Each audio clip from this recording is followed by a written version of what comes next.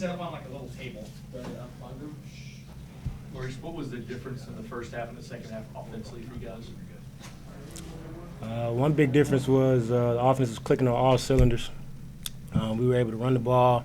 We were having way more explosive plays. In the second half, we didn't really have too many explosive plays, but again, we were able to still move the ball, get downfield, and make adjustments and win in the second half. Coach said he thought it was more what you all were doing in the second half and maybe the execution.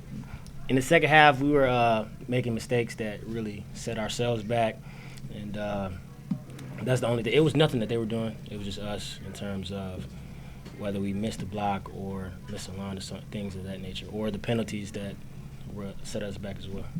Maurice, you feel like do you think the play calling changed at all in that first half, or like you said, was it just executed? The play calling, we really kept the same plan, and like you just said, we really weren't executing as much, or when we did execute, it was a penalty or some type of setback. So again, it was just on us in terms of what we were doing and not what they were doing.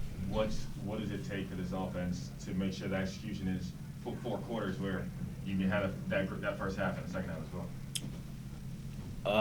I would say take out the mental mistakes that we have on offense in the second half, and then being able to keep those explosive plays on the board, because, again, explosive plays win games, and we just got to keep the ball rolling in terms of keeping that momentum and not letting our own mistakes set us back. Winning the year has to be satisfying, but is it a little frustrating when you have such a good first half and then everything that you were doing in the first half just stopped working in the second? I wouldn't say frustrating. I would say just a learning experience and an area where we can get better at and an opportunity to get better. We'll look at our mistakes on tape, see where we went wrong, see where we went right, and be able to make adjustments for the next game against Wake.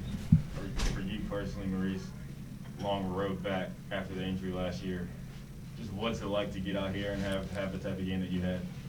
Oh, it's a blessing, man.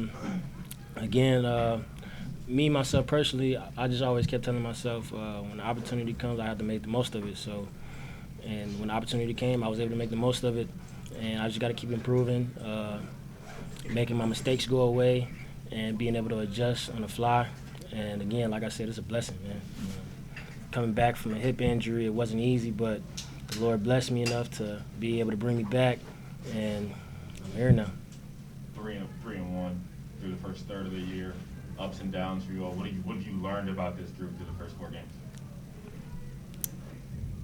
I've learned that we're not going to quit, whether it be against Ole Miss or any of the teams we played against. We haven't quit yet, and that's what I love about this team. We keep fighting until the last second, until the last down. So that's what I've learned. Anything else? Maurice, thank you, bud.